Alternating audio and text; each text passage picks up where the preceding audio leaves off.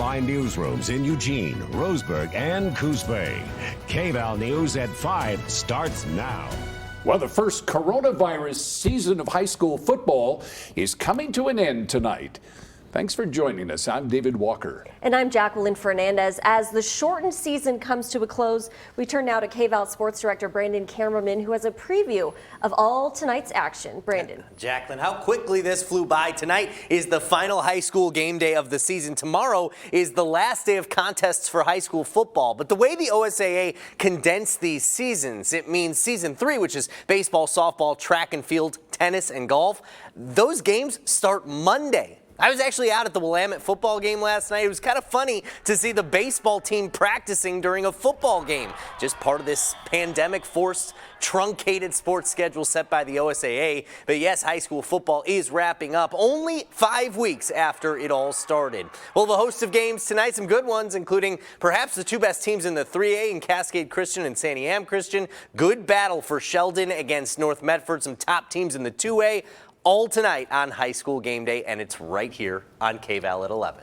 All right, Brandon, we'll be watching. Kval Chief Meteorologist Josh Cozart here tonight to break down tonight's game day forecast. Josh. David, I don't think we could ask for a better forecast as we move into our very last football games across the region. Temperatures are going to definitely be on the mild side moving forward with clear skies. But our temperatures right around kickoff going to be in the low to mid 50s for many of us. Those clear skies will remain well into the game. Halftime calling for temperatures falling back into the 40s. None of us should expect to see temperatures back into the 30s. So going to ask for anything better. And that perfect weather trend continues into the weekend with those mild temperatures.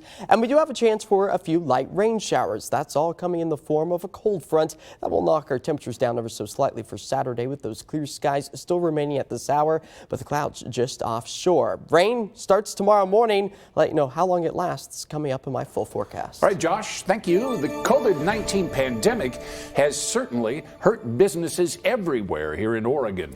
But some, like the wildlife safari, were shielded by their business model. Kval's David Ochoa has more. One thing the past year has shown is the wildlife safari is pandemic-proof. Attendance was more than good in 2020, giving them their most profitable year ever. You know, we've been breaking records all year long. It's been a really cool experience to be a part of kind of a COVID-safe atmosphere. The Wildlife Safari drive-thru is the park's bread and butter. People stay in their cars and are separated, so COVID restrictions didn't change much for them. As we look at kind of the OHA's requirements, we fit into all these different categories, and we've been able to remain a safe, open space for people to come and visit. In a typical year, the park sees about 250,000 visitors. In the past year, they got up to 309,000. Those are from places like Portland and Seattle and the Bay Area, and places that you wouldn't really think about, but it's all those I-5 travelers. The successes led the Wildlife Safari to pursue new exhibits and projects. One of their new exhibits is the Lion Lookout. Lions love to perch and kind of like oversee their area, and this is kind of like a fake rock cement type material that will stay really nice and cool for them in the summer and then not get as cold in the winter. Lions travel between exhibits by going through a tunnel under the road. The expansion was built to cut down on congestion and give the lions more space. We get really busy in the summer. Lion drive-through circle can tend to back up with lions only being presented on one side of the road. So this really gives people the opportunity to form both lanes, not miss out on lions. Reporting in Douglas County, I'm David Ochoa. Now, the park did see a slight decrease in attendance over spring break compared to last year, but there was a huge increase with the camel rides, animal encounters, feed cups, and other activities. Well, 6 counties here in Oregon took a step back today in Oregon's reopening plan. They've been pushed from the moderate risk category to high risk. Now, the new coronavirus restrictions limit capacity at restaurants, gyms, theaters, museums, and places of worship to 25%. Grocery stores and malls are limited as well to 50% capacity. The restaurant industry now saying with the vaccine rollout, it's time to change the restrictions. On the South Coast, Coos County is moving from extreme risk to high risk. Taking a look now at the latest numbers in the pandemic today, the Oregon Health Authority reports 1 new death and 560 new cases.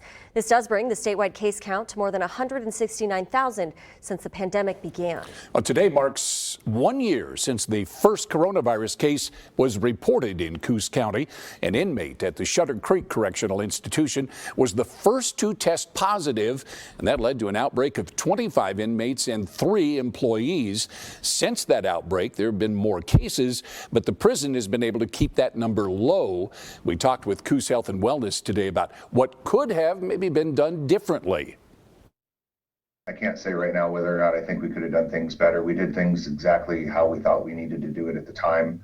We've learned as a public health agency and as a community and as a nation and as world over what this thing has done and how it's changed and how we've had to change.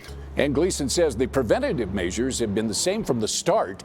Coming up for you on Kval News at 6 tonight, we'll hear from one employee's story of how stressful the outbreak at the prison was for the staff and for the inmates there at the prison. Today, Governor Kate Brown toured the mass vaccination site in Portland. She toured the clinic's pharmacy tent, where OHSU employees and Red Cross volunteers prepare the doses. Then a pharmacist double checks the dose before it's actually administered. Organizers say they're focused on quality control and preventing waste. Right now, the airport site is administering about 5,000 doses per day. We have to move fast. We really do. And it wouldn't be happening without extraordinary partnerships like these. So I was just pleased to see one of the airport workers get vaccinated today. She's been on the front lines of this pandemic, and for her to be able to get vaccinated, given that she's 4 months pregnant, I'm sure was an incredible relief for her and her family. Earlier this week, the governor expanded vaccine eligibility to include all Oregonians age 16 and older starting April 19th. There are some who are hesitant about getting the COVID-19 vaccine, but what if your job required it? King Estate Winery says its employees need to get at least their first dose by May 20th. Well, that's prompting the question, is that allowed? Kval's Lauren Negretti is here with us tonight in the studio with the answer. In short, yes, your boss can require the COVID-19 vaccination for work. But there are exceptions, religious or medical reasons, that prevents an employee from getting the vaccine. Employers do need to give advanced notice and pay employees under certain circumstances. King Estates Winery's chief operating officer says the decision for vaccinated staff is for safety.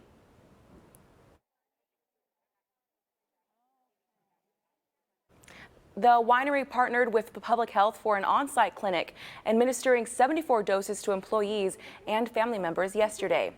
Another vaccinated clinic is scheduled for May 20th, which again is the deadline that Stone and the winery set. And coming up on Kval News at 6, we hear from employees on how they feel about the new requirement. Looking ahead, on Monday, people can start applying for up to $9,000 in funeral assistance from FEMA. This is for victims whose death certificate lists COVID-19 as a cause. This is also only for people who died in the U.S. after January 20th of 2020. The person applying also has to be a U.S. citizen or national, but the person who died does not. FEMA will be taking applications over the phone starting at 6 a.m. on Monday the 12th. The number's on the bottom of your screen there. They say it's a good idea to gather up documentation now, like the death certificate and funeral receipts. World leaders, celebrities, and members of the British royal family are reacting to the death of Prince Philip, the Duke of Edinburgh. Buckingham Palace confirmed Philip's death at age 99, saying the Queen's husband of 74 years passed away last night at Windsor Castle. UK Prime Minister Boris Johnson releasing a statement today saying, quote, "We are a kingdom united in both grief and gratitude." Dr. Glenn Durr is a professor of international studies with Cedarville University. A very strong and capable leader himself. He was a veteran of World War II, a naval commander, but also had to put aside those things given his position as the husband of the Queen. So he has a very long legacy of public service. Prince Philip made over 20,000 public appearances. Grandson Prince Harry is reportedly traveling from the U.S. to the U.K. for the funeral, though final plans have not yet been made public.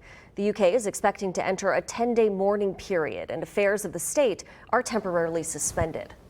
And still ahead here on Kval News, rapper DMX has died. He'd been on life support after catastrophic cardiac arrest last week. The 50-year-old died at a hospital in New York, where fans have rallied to support him over the last few days. Earl Simmons joined the rap scene as DMX in 1998. His first studio album distributed and was #1 when it debuted on the Billboard Top 200 chart. Coming up here on Kval News, when will we reach herd immunity? We'll take a look at the timeline. And no-knock warrants now restricted in Kentucky. What led to the decision? Plus, a dramatic spike in the number of immigrants has Customs and Border Patrol agents on edge. We'll look into what's being done about it.